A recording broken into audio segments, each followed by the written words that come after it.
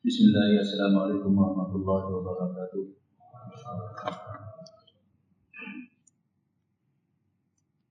Innal hamdalillah nahmaduhu wa nasta'inuhu wa nastaghfiruh wa na'udzu billahi min shururi anfusina wa sayyiati a'malina.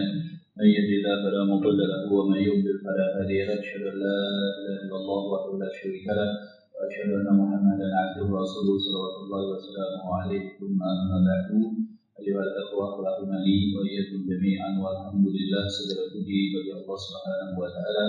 Kita memuji Allah Subhanahu wa taala dan senantiasa bersyukur kepada Allah taala atas berbagai macam karunia-Nya yang tidak terhingga, dan salah satu nikmat Allah Subhanahu wa taala dan luasnya rahmat Allah Subhanahu wa taala sebagaimana di dalam hadis qudsi yang telah diriwayatkan oleh sahabi jalil Abu Dzar Al-Ghifari, di mana Rasulullah SAW beliau bersabda, Allah Taala berfirman, ya ibadi innakum tukhti'una bil-laili wan-nahari wa ana aghfiru dzunuba jami'an fastaghfiruni aghfir lakum.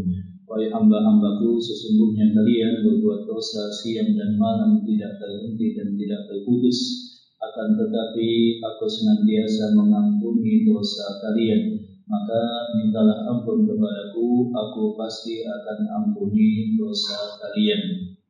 Maka di antara nikmat Allah Subhanahu wa taala yang kita wajib syukuri adalah luasnya rahmat dan ampunan Allah Subhanahu wa taala dalam batas yang tidak terbayangkan oleh logika.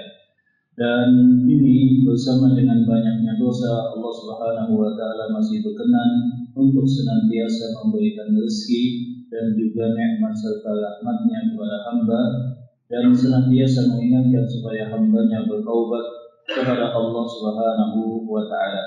Jemaah sekalian, kembali kita lanjutkan pembahasan dan pembacaan daripada kitab Riyadhus Shalihin, dan kita telah menyelesaikan babul ikhlas wa ihdari niyyati fi jami'il a'mali wal aqwali al-barizati wal khafiyah. Kita telah menyelesaikan pembacaan hadis-hadis yang berkenaan dengan al-ikhlas. Pada hadis yang terakhir sebelumnya, yakni pada hadis yang diriwayatkan oleh Abdullah bin Umar Abu Abdurrahman radhiyallahu taala anhu, tentang kisah yang disebutkan oleh Rasulullah SAW 3 orang laki-laki yang sebagaimana kita ketahui mereka bermalam atau tertahan karena hujan dan masuk ke dalam goa. Fanhadarat sakhratun, kemudian jatuhlah satu batu yang sangat besar yang menutup celah kecil daripada pintu goa tersebut. Di dalam hadis tersebut Rasulullah SAW menyatakan bahwa mereka selamat dengan cara tawassul bil a'mal as-salihah. Mereka selamat karena bertawassul dengan amal-amal soleh yang mereka punya, yang itu ikhlas kepada Allah Subhanahu wa taala. Adapun yang pertama dengan amal soleh, bakti dia kepada orang tua. Adapun yang kedua, karena dia takut kepada Allah dan meninggalkan dosa zina yang hampir saja dia lakukan. Adapun yang ketiga, dia menjaga hak-hak manusia dan menunaikan serta menyampaikan amanah yang ada pada dia serta kewajiban yang wajib dia tunaikan. Pada semua tawassul dengan amal soleh tadi ada satu kesamaan, di mana mereka menyatakan, Allahumma in kunta ta'lam anni amiltu hadza ikhlasan wa ibtigha'an liwajhik faftah lana. Ya Allah, jikalau Engkau mengetahui amal yang kami lakukan ini ikhlas karena mencari wajah Engkau, maka bukalah pintu goa ini. Menunjukkan bahwa yang menjadi inti daripada amal soleh tersebut bisa memberikan efek itu adalah karena ikhlas kepada Allah Subhanahu wa taala. Sebagaimana juga telah kita sebutkan bahwa merupakan suatu hal yang penting bagi seorang hamba, dia mempunyai tabungan dan simpanan-simpanan amal soleh yang hanya menjadi rahasia antara dia dengan Allah Subhanahu wa taala, di mana amal tersebut terasa spesial bagi dia, tidak biasa dia lakukan, dan juga dia yakin bahwa itu ikhlas kepada Allah Subhanahu wa taala. Sebab ini mempunyai pengaruh yang luar biasa di saat dia berada dalam kegentingan bahaya, ketika dia sudah tidak mampu lagi mencari solusi berdasarkan logika, ketika dia merasa bahwa semua pintu telah tertutup dan tidak ada celah yang terbuka, ketika seseorang hampir saja putus asa.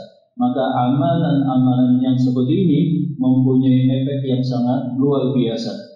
Maka Allah Subhanahu wa taala, Rasulullah SAW juga mengingatkan dalam hadis yang diriwayatkan oleh Abdullah bin Abbas, ketika beliau menasihati Abdullah bin Abbas, ya gulam, wahai anak kecil, ihfazillah yahfazka, jagalah Allah maka Allah taala akan menjaga engkau. Ihfazillah tajidhu tujahak, jagalah Allah, tunaikan perintah Allah, tinggalkan larangan Allah Subhanahu wa taala, maka engkau akan mendapatkan pertolongan Allah Subhanahu wa taala di hadapan engkau. Ta'ala ilallahi fil raha ya'rifka bisyiddah. Hendaklah engkau baik-baik banyak beribadah kepada Allah Subhanahu wa taala saat dalam keadaan sehat dan lapang, maka Allah Subhanahu wa taala akan senantiasa menolong engkau saat dalam keadaan sempit.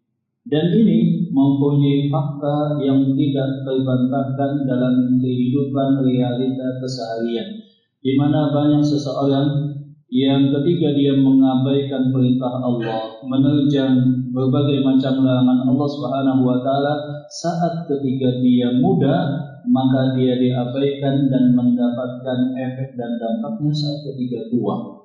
Demikian juga saat seseorang masih muda, dia senantiasa menghabiskan waktunya dalam ketaatan kepada Allah Subhanahu wa taala. Kalaupun dia jatuh dalam maksiat, dia bertobat kepada Allah Subhanahu wa taala, maka biasanya itu akan Allah Subhanahu wa taala ya tolong. Demikian juga berikan kelapangan, ketenangan dan kebahagiaan saat masa tua. Maka demikianlah dimana Allah Subhanahu wa taala. Dan salah satu juga moral histori daripada kisah yang disebutkan oleh Rasulullah SAW adalah bahwa tawassul yang dibolehkan itu hanya 3. Tawassul yang dibolehkan itu hanya 3, sebagaimana telah kita ketahui: tawassul dengan asma al-husna, tawassul dengan al-amal as-salihah, dengan amal saleh, dan tawassul dengan doa rajulin saleh, tawassul dengan doa orang saleh. Tetapi dengan catatan madama fi qaidil hayah, ketika orang soleh tadi masih dalam keadaan hidup. Adapun bertawassul dengan orang yang telah wafat, maka yang demikian hanya ada 2 kemungkinan. Tawassul hukumnya adalah bid'ah, atau itu menjatuhkan pelakunya ke dalam kesyirikan. Imma bid'atan wa imma syirkiyatan. Kalau tidak jatuh dalam bid'ah, maka itu jatuh ke dalam kesyirikan. Semacam seseorang yang bertawassul dengan jah atau kedudukan seseorang di hadapan Allah Subhanahu wa taala, maka para ulama menyebutkan itu hukumnya adalah bid'ah. Kemudian jikalau seseorang mengambil perantara antara dia dengan Allah Subhanahu wa taala, dia berdoa dan dia meyakini tidaklah ini sampai kecuali harus dengan perantara, ma na'buduhum illa liqarribuna ila Allahi zulfa, sebagaimana perkataan orang musyrikin dahulu kala, tidaklah kami beribadah kepada patung berhala ini kecuali mendekatkan kami kepada Allah Subhanahu wa taala, maka yang demikian hukumnya adalah kesyirikan. Maka yang demikian hukumnya adalah kesyirikan. Jadi pada satu sisi kita diperintahkan untuk bertawassul kepada Allah, tapi pada sisi yang lain Allah dan Rasulnya mengingatkan jangan sampai bertawassul dengan tawassul yang salah. Wabtagu ilallahi alwasilah. Carilah kepada Allah Subhanahu wa taala wasilah. Bertawassullah kalian. Maksudnya 3, yaitu dengan asmaul husna, dengan amal saleh, dan juga doa-doa orang yang saleh. Wallahu taala a'lam bissawab. Kemudian yang selanjutnya jemaah Allah Subhanahu wa taala, kita lanjut pada bab at-taubah. Bab at-taubah. Nah, ini seakan-akan susunan tangga, tahapan ketika seseorang menuju Allah Subhanahu wa taala.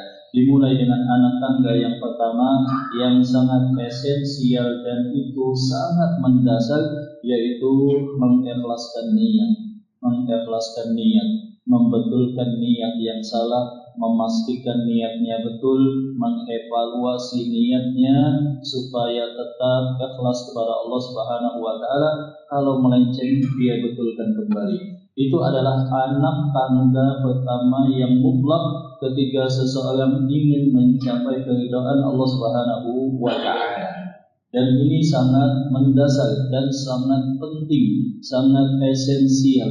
Baru kemudian tangga yang kedua seakan-akan disebutkan demikian oleh Al-Imam Nawawi ketika menyusun kitab ini adalah Babut Taubah, anak tangga yang kedua. Kalau kita ingin meniti tangga keridhaan kepada Allah Subhanahu wa taala.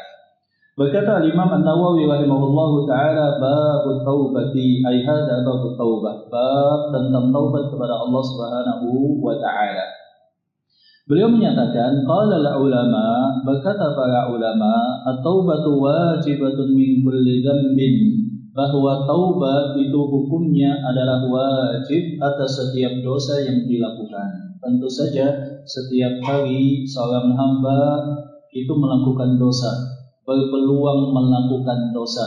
Sebagaimana hadis Rasulullah SAW di mana beliau menyatakan bahwa kullu bani adama khata'una wa khairul khata'ina tawwabun. Sesungguhnya yang namanya manusia yang tercipta daripada darah, daging dan tulang, yang tercipta dengan hawa nafsu dan senantiasa digoda oleh syaitan, itu banyak melakukan kesalahan dan dosa.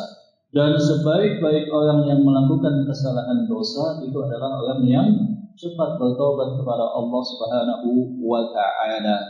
Maka Rasulullah SAW juga bersabda dalam hadis Sa'ad bin Sa'ad di mana beliau menyatakan bahwa kalau engkau jatuh dalam dosa, segera bertaubat kepada Allah Subhanahu wa taala. Fa in kanatil ma'siyatu bainal 'abdi wa bainallahi ta'ala la tata'allaqu bi haqqin adamiyyin falaha thalathatu syurutin. Dosa ada dua macam, kata Al-Imam Nawawi. Ada dosa yang berhubungan dengan Allah dan ada dosa yang berhubungan dengan manusia. Jikalau dosa tersebut berhubungan dengan Allah, maka mempunyai tiga syarat yang mutlak. Yang pertama adalah ayyaqli'a anil maksiyah. Dia langsung saat detik itu juga, kalau betul taubatnya, dia berhenti daripada maksiat yang sedang dia lakukan. Sebagaimana dalam hadis sebelumnya, misalkan kita mengetahui pemuda yang hampir saja berbuat zina, yang dia sudah berada di atas badan sang wanita, dia langsung saat itu juga tinggalkan demikian. Wa tsani ayyandama ala fi'liha. Yang kedua syaratnya adalah dia menyesal sejadi-jadinya, sedalam-dalamnya atas maksiat yang telah dia lakukan. Wa tsalitsu, dan yang ketiga, ayyazima alla ya'uda ilaiha abada. Dia bertekad, berazam dengan sepenuhnya bahwa dia tidak akan pernah sama sekali untuk kembali melakukannya. Ini tiga syarat. Jadi yang pertama itu langsung berhenti, kemudian yang kedua menyesal sejadi-jadinya, yang ketiga bertekad bahwa dia tidak akan kembali. Walaupun namanya manusia yang lemah, itu biasanya memang jatuh bangun sebagaimana yang disebutkan oleh Rasulullah SAW. Fa in faqada ahada thalathati lam tasihha taubatu. Kalau satu saja tidak ada dalam taubatnya, maka taubatnya kata Imam Nawawi hukumnya batal dan tidak sah. Hukumnya batal dan taubatnya tidak sah.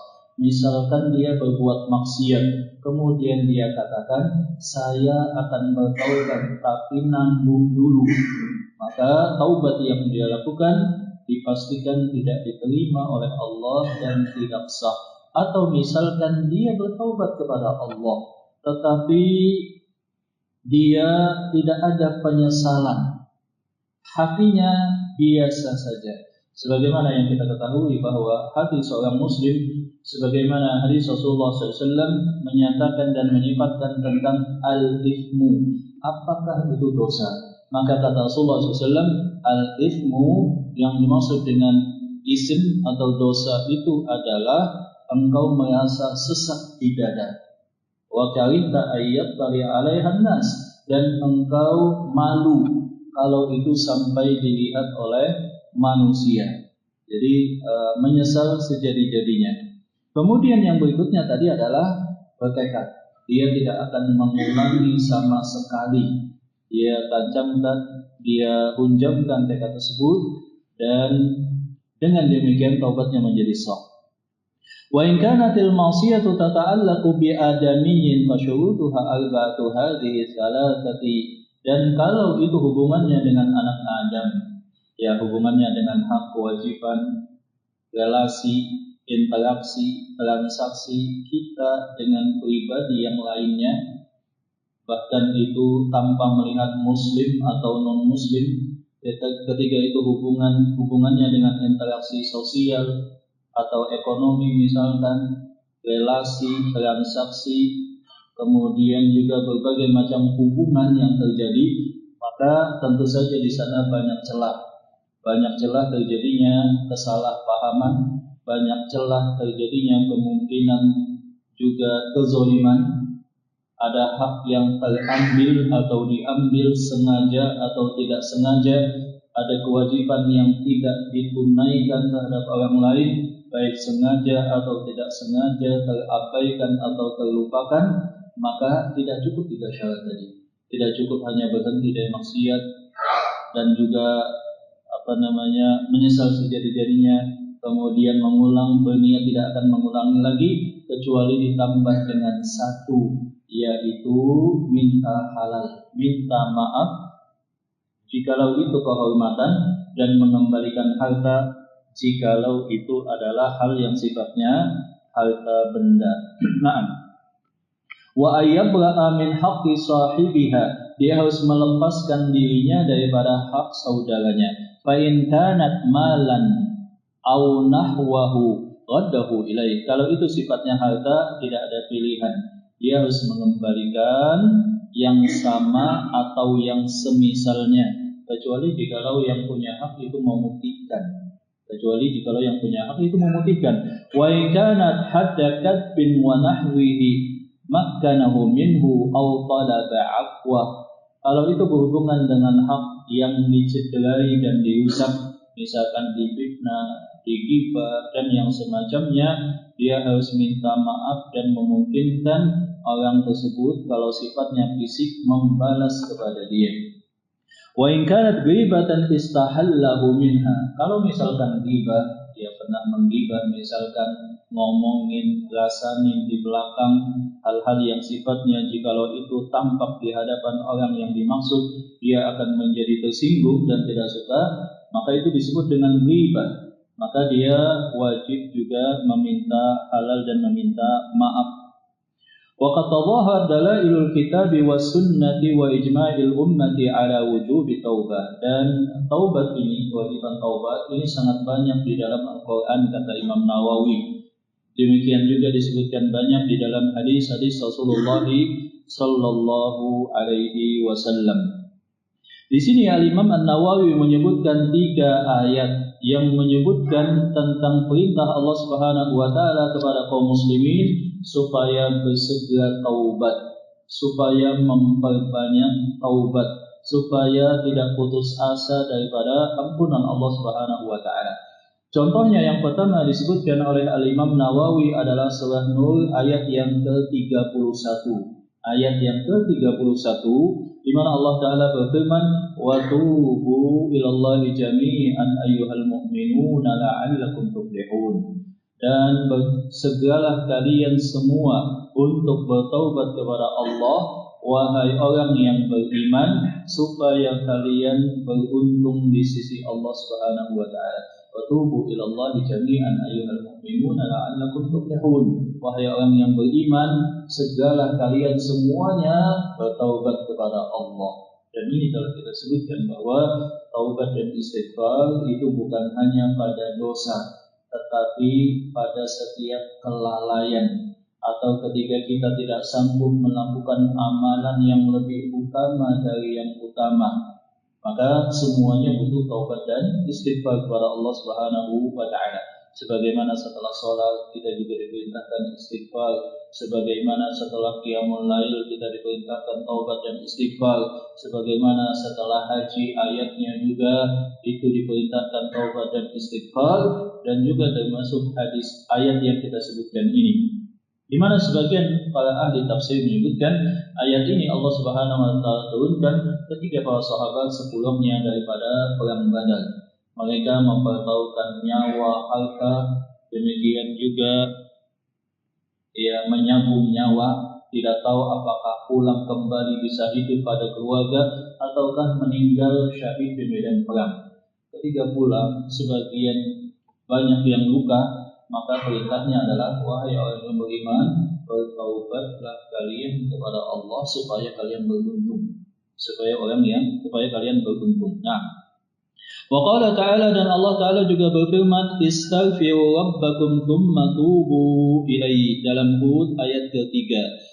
Beristighfarlah kalian kepada Allah, kemudian taubatlah kalian kepada Allah Subhanahu wa ta'ala. Istighfar itu dengan lisan. Ketika seseorang mengucapkan kalimat astaghfirullah, atau seseorang mengucapkan lafaz-lafaz yang lain yang disyariatkan. Banyak lafaz yang dicontohkan oleh Rasulullah SAW. Contohnya misalkan astaghfirullah yang pendek begitu ya. Astaghfirullah, ya Allah aku mohon ampunan kepada Engkau. Atau misalkan astaghfirullah wa atubu ilaihi, ya Allah aku beristighfar kepada Engkau dan taubat kepada Engkau. Atau ditambah al-azim, astaghfirullah al-azim, atau astaghfirullah al-azim wa atubu ilaihi. Atau misalkan lafaz yang lain, astaghfirullah al-azim alladzi la ilaha illa huwal hayyul qayyum wa atubu ilaihi, yang Rasulullah SAW sebutkan. Bahkan jikalau dosa seorang hamba banyaknya tidak terhitung seperti buih di lautan, akan diampunkan oleh Allah Subhanahu wa taala. Astaghfirullahal azim alladzi la ilaha illa huwal hayyul qayyum wa atubu ilaih. Atau lafaz yang lain misalkan Allahumma inni zalamtu nafsi zulman katsira, ya Allah aku mengaku telah menzalimi diriku dengan kezaliman yang sangat banyak. Fa innahu la yaghfiru dzunuba illa anta, tidak ada yang bisa mengampunkan dosa melainkan hanya Engkau. Atau misalkan dengan membaca istighfar yang disebut dengan sayyidul istighfar, sayyidu al-istighfar. Allahumma anta rabbi la ilaha illa anta khalaqtani wa ana 'abduka wa ana 'ala 'ahdika wa wa'dika mastata'tu a'udzu bika min syarri ma sana'tu abu'u laka bi ni'matika 'alayya wa abu'u bi dhanbi faghfir fa innahu la yaghfiru dzunuba illa anta. Atau dengan kalimat Allahumma warham innaka anta ghafurur rahim. Itu adalah beberapa jenis istighfar yang telah diucapkan dan dicontohkan oleh Rasulullah SAW dalam hadis-hadisnya. Ada kurang lebih 6 atau 7 kalimat istighfar. Nah, kita bisa memilihnya tergantung apa yang kita condong kepadanya dan tergantung bagaimana kelapangan waktu yang ada pada kita. Nah, wastaghfiru rabbakum tsumma tubu ilaih, kemudian taubatlah kepada Allah Subhanahu wa taala. Adapun taubat sebagaimana yang kita sebutkan tadi adalah praktek ketika seseorang terjatuh dalam dosa, langsung berhenti, menyesal sejadi-jadinya, bertekad tidak akan mengulangi ketiga hal tadi secara keseluruhan. Itu adalah bentuk daripada at-taubat. bentuk daripada taubat. Maka lazimnya biasanya istighfar dan taubat dijadikan sebagai satu kesatuan. Jangan sampai seseorang istighfar tetapi dia tidak bertaubat kepada Allah Subhanahu wa taala. Istighfar hanya menjadi kalimat verbal yang diucapkan oleh lisan tanpa makna dan penghayatan. Jadi istighfar juga disertai dengan taubat kepada Allah Subhanahu wa taala. Wa qala ta'ala, dan pada ayat yang ketiga Allah Subhanahu wa taala berfirman, ya ayyuhalladzina amanu tubu ilallahi taubatan nasuha. Wahai orang yang beriman, bertakwalah kalian kepada Allah Subhanahu wa taala, bertaubatlah kalian kepada Allah Subhanahu wa taala, dan itu dengan taubatan nasuha, dengan taubatan an-nasuha. Maka yang Allah Subhanahu wa taala inginkan dan juga Rasulullah sallallahu alaihi wasallam perintahkan kepada kita itu adalah taubah an-nasuha, taubah an-nasuha. Nah, bagaimanakah taubat an-nasuha tadi?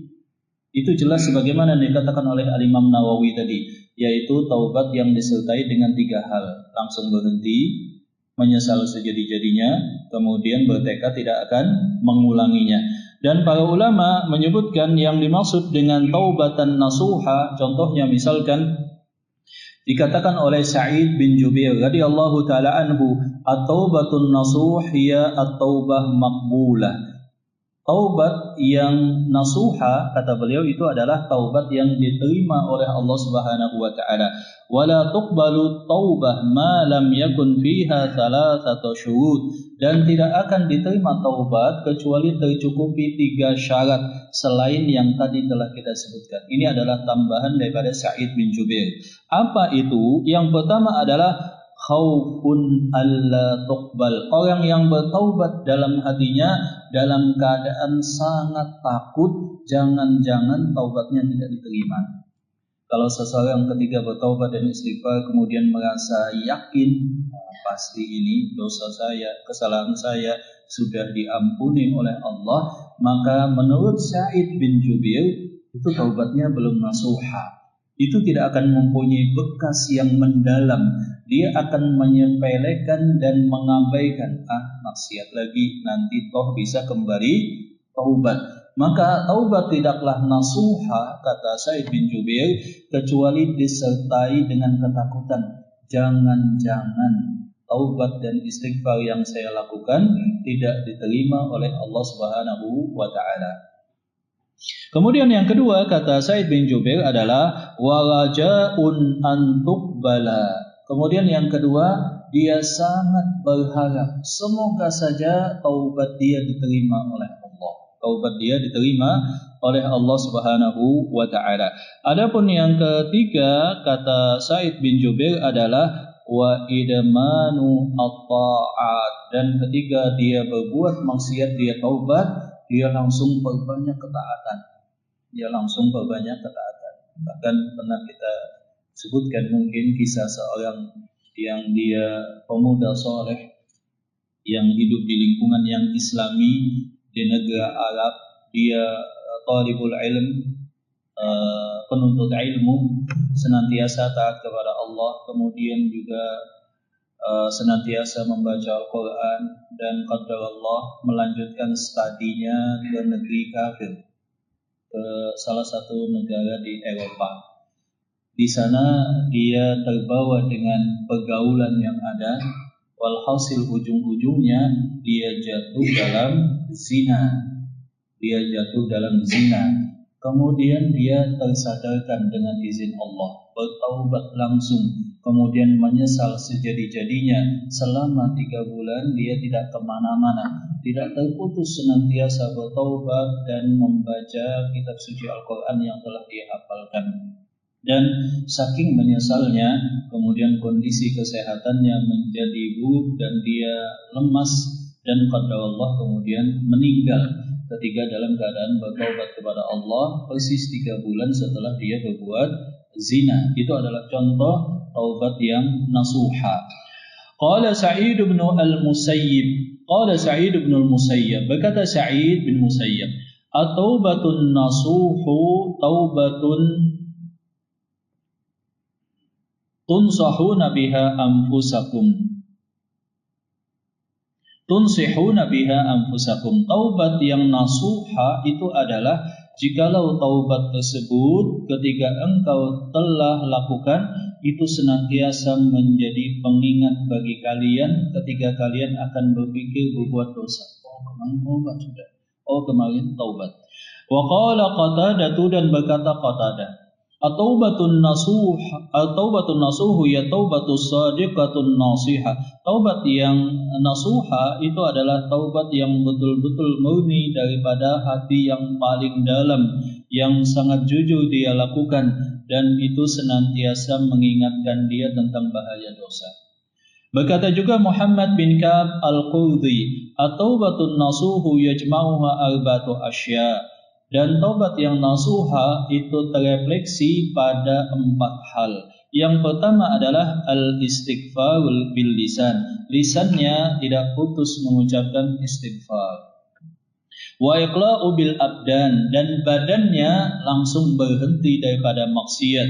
Wa idmaru tarkil audi bil janan, dan hatinya betul-betul bertekad tidak akan mengulangi. Wa muhajaratus sayyi'i al khillan, dan dia langsung memutus semua sebab yang berpotensi menjatuhkan dia pada maksiat tersebut untuk kedua kalinya.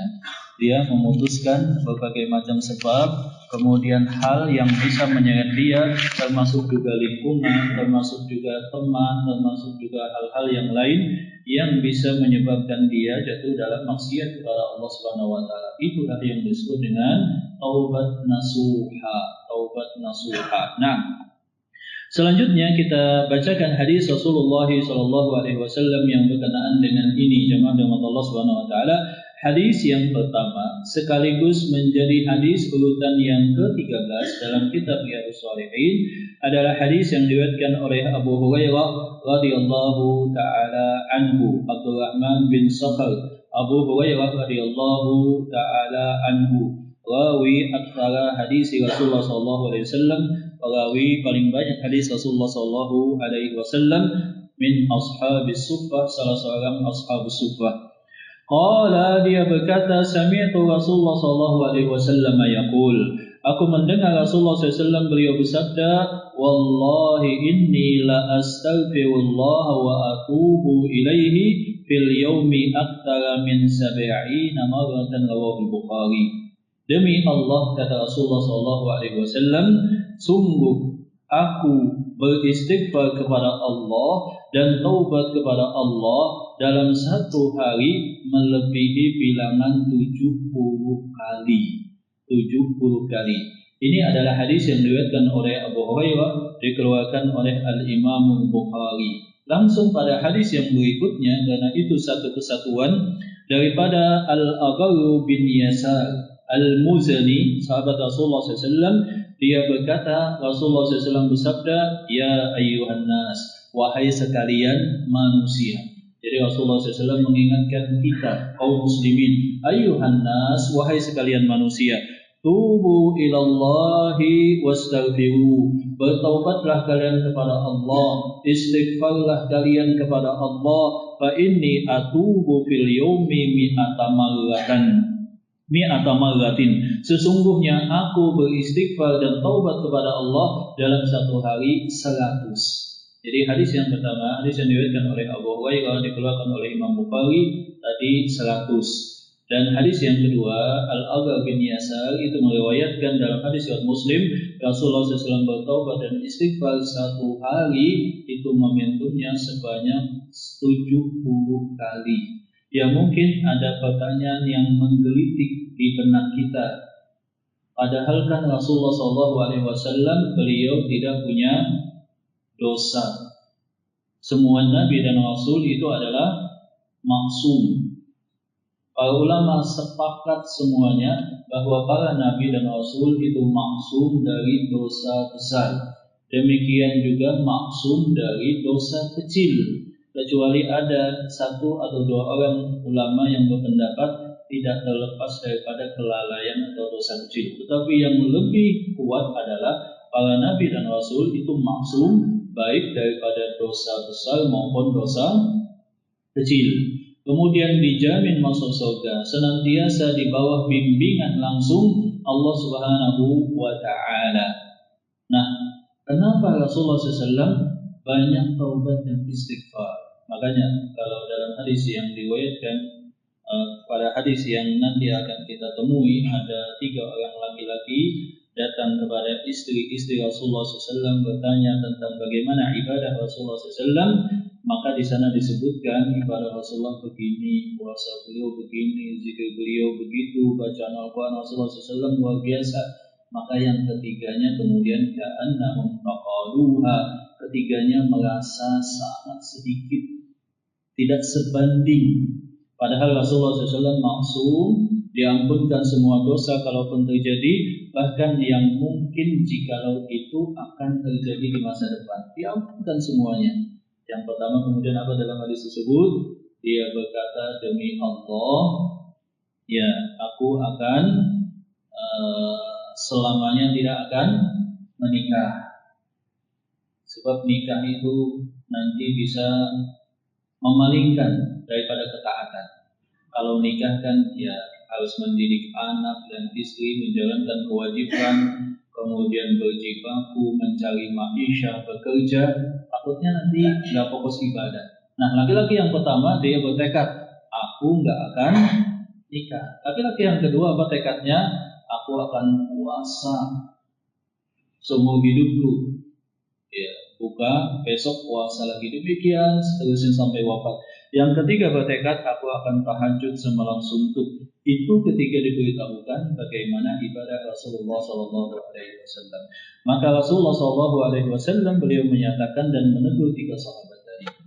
Dan sebagaimana dalam hadis Rasulullah Aisyah radhiyallahu taala anha, Rasulullah SAW ketika qiyamul lail itu sampai bengkak kakinya. Dikatakan oleh Aisyah, kenapakah demikian wahai Rasul? Kata Rasulullah SAW, afala akunu abdan syakura. Aku ingin menjadi hamba yang bersyukur kepada Allah. Maka banyaknya taubat dan istighfar itu sebagai salah satunya, kata para ulama, adalah banyaknya syukur Rasulullah SAW kepada Allah. Jadi supaya beliau bersyukur kepada Allah Subhanahu wa taala, bukan karena dosa, tapi bersyukur kepada Allah Subhanahu wa taala. Adapun yang kedua, kata para ulama, beliau bertaubat kepada Allah bahkan dari sedikit kelalaian, atau ketiga tidak melakukan ibadah yang lebih utama dari yang utama, yang itu sifatnya manusiawi. Contohnya misalkan beliau tidur, maka ketika bangun beliau istighfar kepada Allah Subhanahu wa taala, bertaubat kepada Allah Subhanahu wa taala. Beliau ketika keluar daripada toilet, buang hajat, beliau juga bertaubat dan istighfar kepada Allah Subhanahu wa taala, senantiasa bertaubat kepada Allah Subhanahu wa taala. Dan berdasarkan hadis riwayat Aisyah, wa kana Rasulullah sallallahu alaihi wasallam, dan adalah Rasulullah sallallahu alaihi wasallam yadhkurullah ta'ala fi kulli ahyani. Beliau tidak pernah putus pada satu saat pun dari zikir kepada Allah.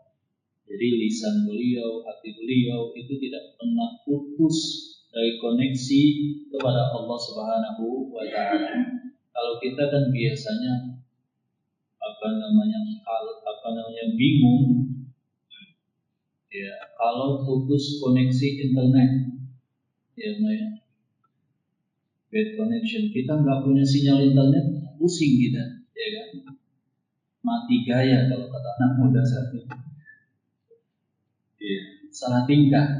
Tapi Rasulullah SAW nggak pernah putus koneksinya, apa tadi? Mengingat Allah Subhanahu wa taala.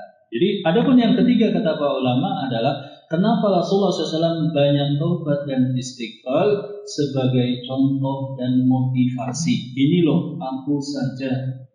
Rasulullah SAW Muhammad bin Abdullah, manusia yang paling mulia, Rasul akhir zaman, dijamin masuk surga, maksum pertama kali masuk surga, bahkan membuka pintu surga. Aku saja setiap kali taubat dan istighfar 70 kali atau 100 kali atau lebih.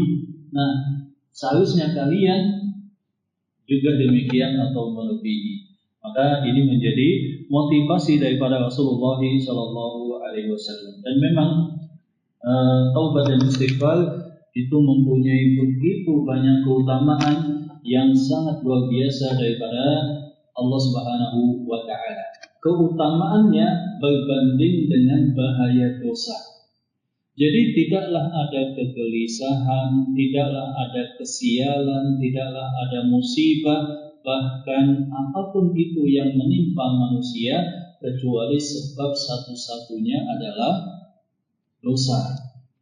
Dan ketiga, seorang mukmin yang Allah Subhanahu wa Ta'ala sayangi berbuat dosa, maka itu dihapus dengan beberapa cara. Yang pertama dengan ketaatan kepada Allah, yang kedua dengan taubat dan istighfar. Kalau ketaatannya sedikit, taubat istighfarnya juga tidak rutin, maka dihapuskan oleh Allah. Kalau Allah Ta'ala cinta, dikasih musibah. Makanya dalam hadis-hadis kita akan temukan tidaklah seorang hamba muslim dia menderita sakit, ditimpa musibah, ditimpa kesulitan, bahkan tidaklah duri yang menusuk kakinya, kecuali semuanya itu menghapuskan dosa. Itu ketika dia disayang oleh Allah Subhanahu wa Ta'ala. Jadi dia mengembalikan kepada Allah dan paham, oh ini daripada nanti kelak dihukum di akhirat.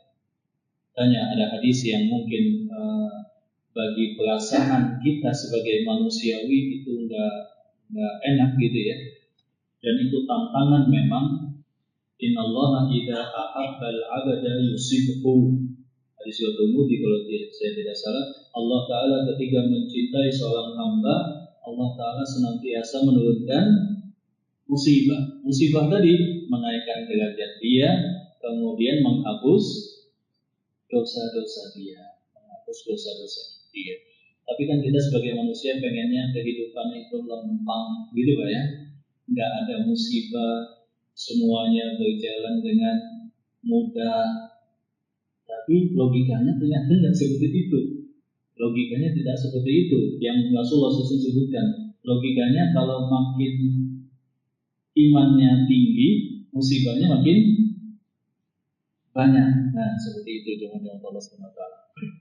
Nah, kalau kita ingin mengetahui seberapa dahsyatkah ya efek yang kita dapatkan kalau kita melazimi taubat dan istighfar secara mudah dan sederhana, itu kita bisa ketahui dengan membandingkan seberapa dahsyat akibat daripada dosa.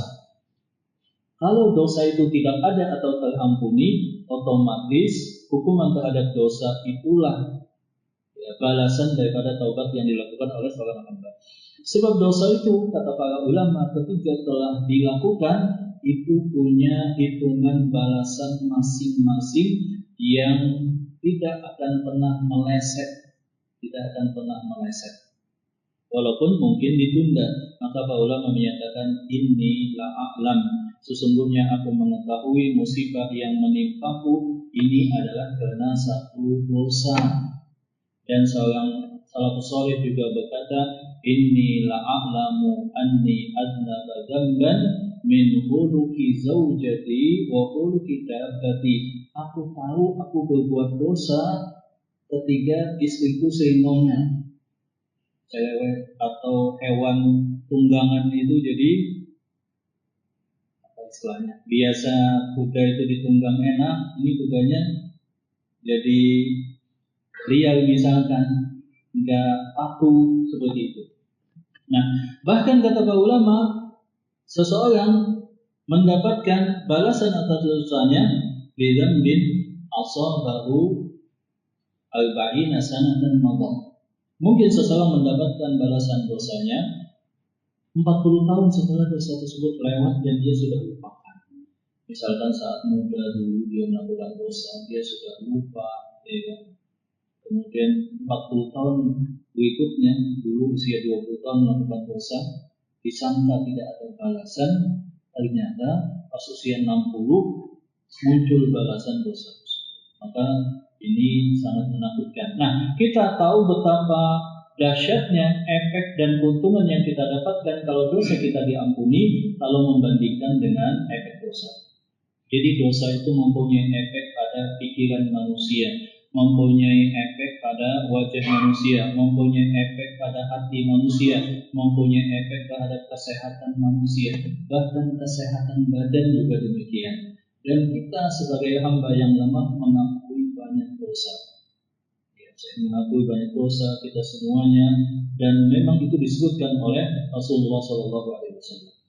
Dan dosa juga mempunyai semua hitungan detilnya di dunia sebelum di akhirat. Jadi ketika kita mau bahagia, satu-satunya tidak ada jalan kecuali kita meninggalkan dosa, kemudian memperbanyak taubat dan ketaatan kepada Allah Subhanahu wa taala. Nah, kemudian pada hadis yang selanjutnya kita bacakan satu lagi, wa an Abi Hamzah Anas bin Malik al-Ansari khadim Rasulullah sallallahu alaihi wasallam qala lallahu afrahu bi taubati 'abdihi min ahadikum saqata 'ala ba'iri wa qad adallahu fi ardin falatin, bahwa sungguh Allah Subhanahu wa taala sangat bergembira dengan taubat seorang hamba melebihi bergembiranya salah seorang di antara kalian jikalau jatuh daripada ontanya, kemudian ontanya tetap berjalan dan hilang, kemudian dia ketemu. Jadi ini menunjukkan tentang salah satu sifat Allah Subhanahu wa taala, bahwa Allah Subhanahu wa taala sangat bergembira dan sangat senang ketika seorang hamba bertaubat kepada Allah Subhanahu wa taala. Maka di dalam hadis yang lain Rasulullah SAW menyatakan bahwa Allah lebih sayang kepada hambanya daripada seorang ibu kepada bayinya. Perhatikanlah kata Imam Ibnu Qayyim, perumpamaan seorang hamba yang berbuat kesalahan itu seperti perumpamaan anak kecil yang tidak nurut kepada ibunya. Ibunya sering nasehatin, tapi kemudian anaknya tadi tidak memperhatikan, yang membangkang terhadap ibunya, kemudian ibunya tutup pintu rumahnya.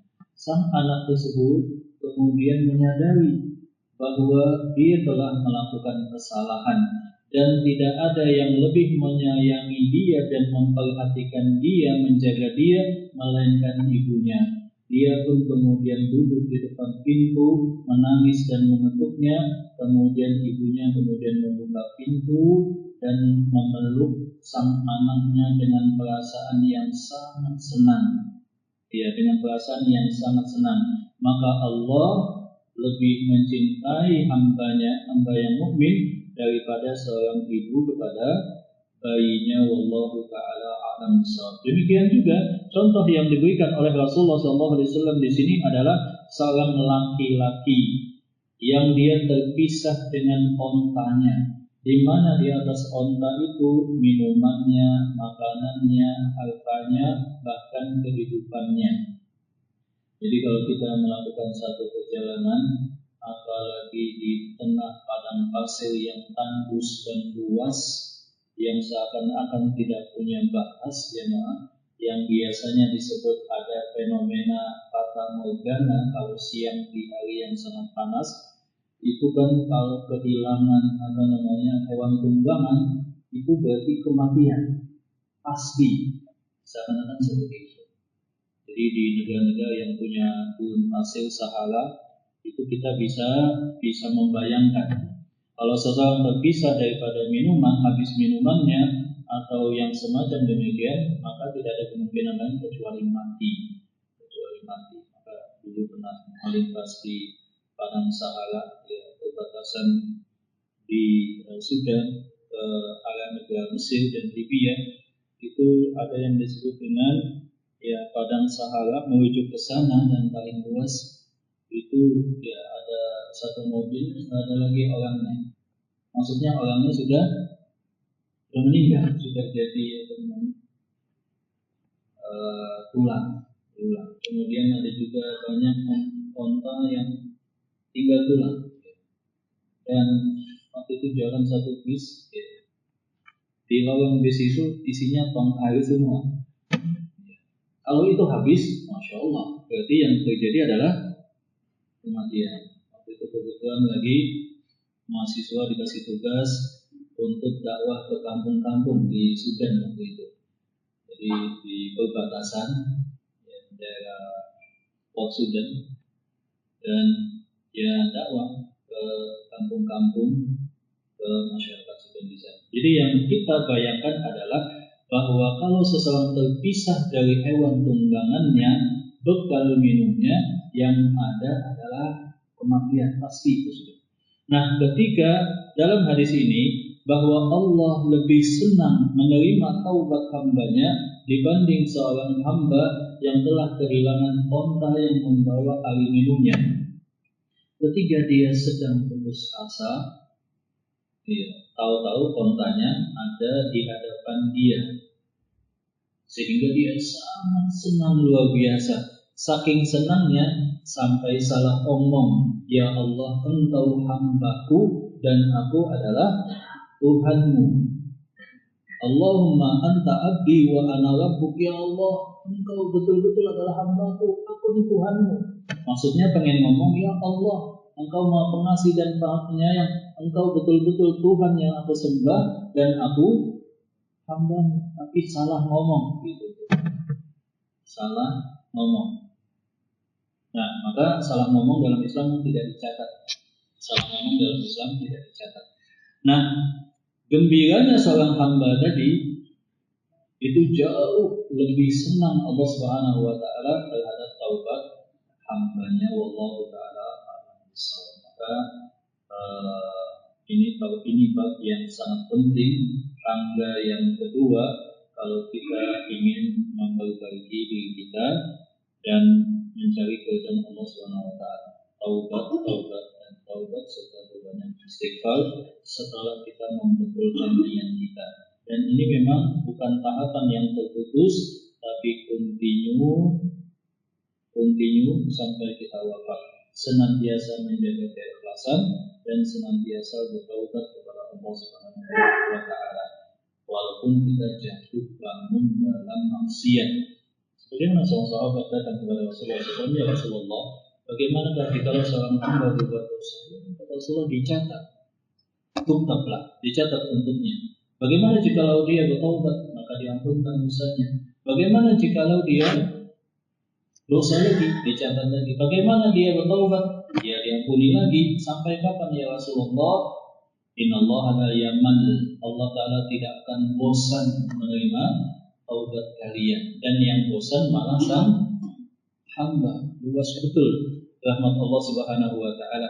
Yang demikian kata Rasulullah SAW, karena Allah menghargai bahwa hamba tadi mengetahui bahwa dia harus bertaubat kepada Allah, bahwa tidak ada yang bisa mengampuni dosa dia, hanya Allah Subhanahu wa taala satu-satunya, dan itulah menjadikan dia.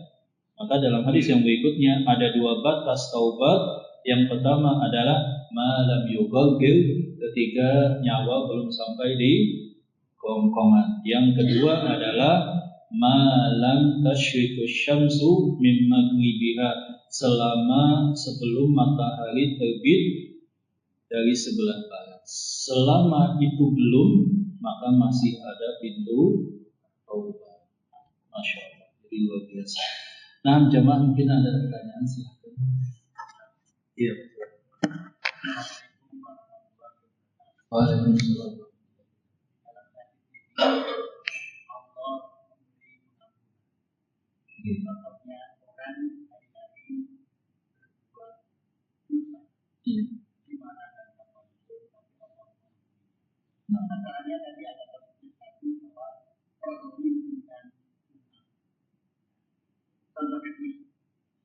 Orang berbuat dosa, tapi tidak sengaja, misalnya setelah menjual makanan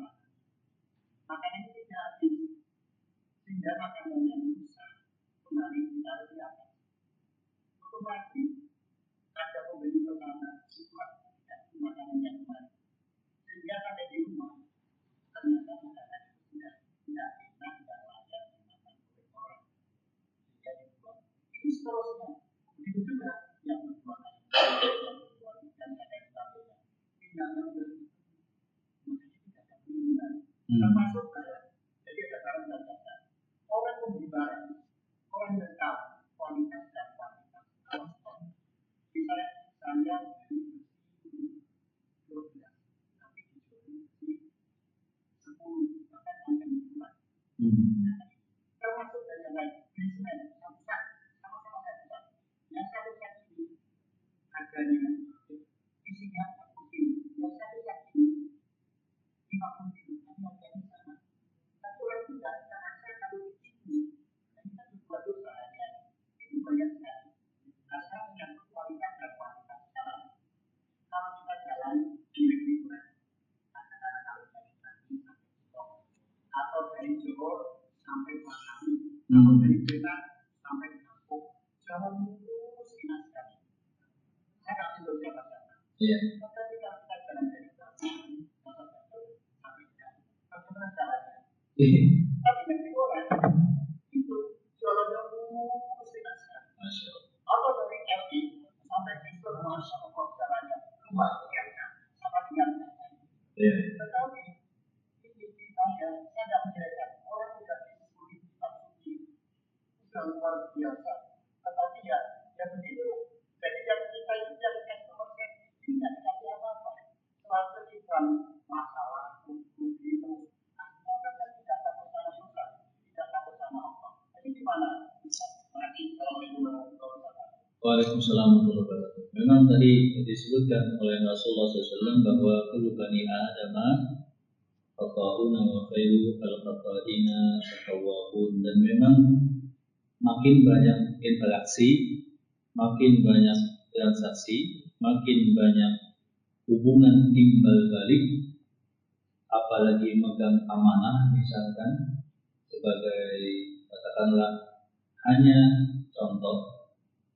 contoh saja sebagai pejabat publik misalnya atau yang semacamnya, makin banyak kita berhubungan dengan manusia dengan berbagai macam ragam interaksinya, terutama jikalau ada hubungan timbal balik hak dan kewajiban, makin banyak memang potensi untuk salah. Makin sedikit kita berinteraksi dengan manusia, makin sedikit potensi melakukan kesalahan terhadap manusia. Tadi kan kesalahan ada dua, ada yang kepada Allah, ada yang kepada manusia. Makanya zaman dulu itu, sebagaimana dikatakan oleh Al Hasan Al Basri, salafus saleh itu giat interaksi dengan manusia, transaksi, kemudian semangat melakukan hal-hal yang sifatnya dunia sampai usia 40 tahun. Ketika 40 tahun, selesai sudah.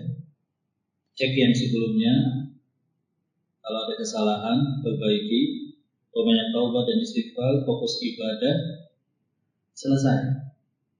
Beda dengan seseorang misalkan dia terus bergelut dengan dunia sampai ujung kematiannya. Ini kalau dibawa ke relasi finansial, bahwa idealnya memang seseorang mencapai financial freedom itu saat usia 40 tahun. Maksudnya ya nggak ada hubungan hak dan kewajiban, dan memang sebetulnya idealnya bisnis itu yang tidak melibatkan banyak orang. Tetapi dalam mencari maisha kita tidak bisa memilih. Seseorang terkadang rezeki dia di sini, profesinya seperti ini, maka seseorang bertakwa kepada Allah dan berusaha maksimal. Tapi biasanya tetap ada saja tanpa disadari atau tanpa diketahui. Ya, intinya manusia banyak dosa, maka caranya adalah perbanyak juga taubat. Intinya seperti itu. Dan memang ya kalau seseorang sudah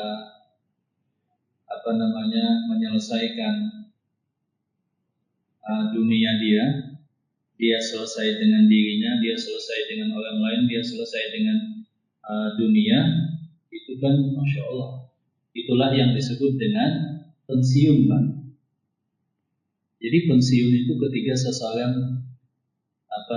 financial freedom, will freedom, demikian juga dia bisa social freedom, tidak butuh validasi, kemudian dia juga time freedom, dia mau apa saja bebas, termasuk dia akhirnya nggak punya lagi hubungan kewajiban dan hak dengan manusia, kecuali aktualisasi, kecuali kalau hobi, kecuali kalau kontribusi dan juga ibadah kepada Allah. Nah, itu idealnya berapa tadi usianya? 40, Pak. 40. Tapi kan kita katakan memang pensiunnya itu usia berapa? 58. Habis pensiun juga belum bebas finansial. Pensiun itu kan ketika seseorang tidak perlu menukar satuan waktu, tenaga, pikiran dia untuk mendapatkan uang. Kalaupun dia bekerja, dia karena hobi atau aktualisasi atau dia bantu orang lain misalnya. Nah, idealnya memang pensiun 40 tahun seperti itu. Maksudnya pensiun itu bukan berhenti kerja, Pak ya, tapi sudah ya seperti itulah. Nah, itu kalau di bawah konteks tadi, Pak, memang selama kita berhubungan dengan manusia ada peluang besar atau kecil, disadari atau tidak disadari. Pentingnya kehati-hatian, pentingnya bertaubat, kemudian cek. Kalau tadi kan contoh ideal, Pak ya, tapi kebanyakan hidup berjalan tidak dengan ideal. Kalau ideal kan 40 tahun, selesai usaha. Catat siapa dulu yang pernah bertransaksi sama saya, kalaupun itu ingat. Siapa yang ada pernah konflik dengan saya, salah paham, hubungi, perbaiki, minta diputihkan, minta ikhlaskan. Selesai, fokus ibadah. Zaman dulu seperti itu, Pak. Sederhana kehidupan. Tapi kan kita nggak sempat begitu, sebab sampai ujung hidup kita masih sibuk memang untuk memenuhi kebutuhan kita, berjibaku di sana. Ya intinya itu. Ada lagi yang lain? Silakan. Ya silakan.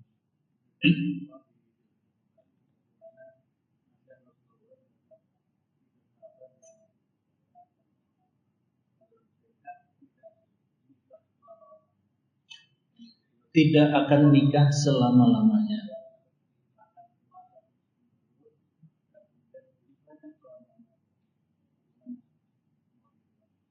Iya, yang dimaksud di sana mereka fokus dan mereka sama sekali tidak memperhatikan sisi kehidupan dunia. Dan ini beda dengan konsep pensiun yang tadi saya sebutkan.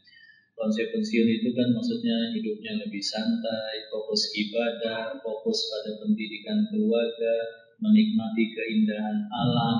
Nah, pemuda tadi 3 orang tadi, dia pengennya hanya satu warna hidupnya. Apa itu? Ibadah saja. Ibadah saja. Pokoknya fokus ibadah. Istri, anak dianggap sebagai halangan, gangguan, beban untuk ibadah kepada Allah. Padahal dalam konsep Islam kan nafkah itu juga ibadah. Bahkan mendidik anak bercanda dengan suami istri ibadah. Berhubungan dengan istri juga ibadah, begitu. Jadi seperti itu.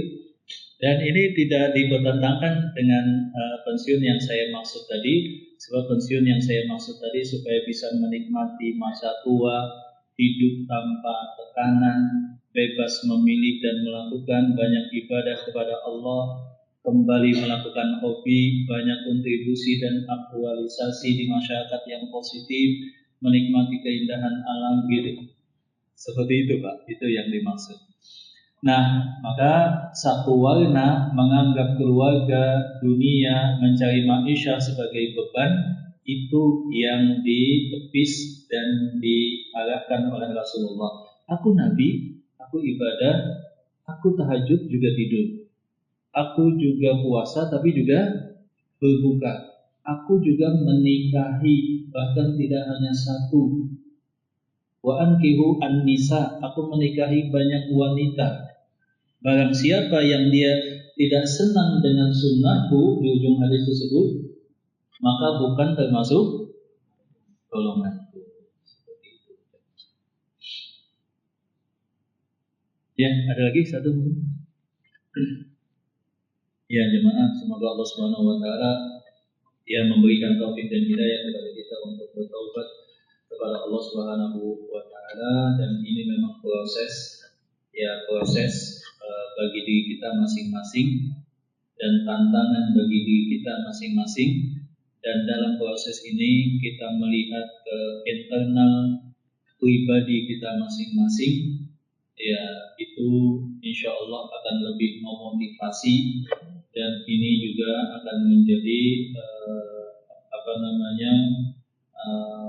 kontemplasi bagi kita. Kita banyak merenung tentang diri kita, sejauh ini perjalanan kehidupan kita bagaimana, banyak dosa yang kita lakukan, banyak nikmat yang telah kita dapatkan, tetapi sangat sedikit ibadah dan ketaatan. Sisa yang ada, marilah kita bertekad lebih baik semoga saja daripada yang sebelumnya. Barang siapa yang menutup dengan ketaatan, maka itu akan diampunkan yang telah terlewatkan. Semoga bermanfaat. Barakallahu fikum. Subhanakallah.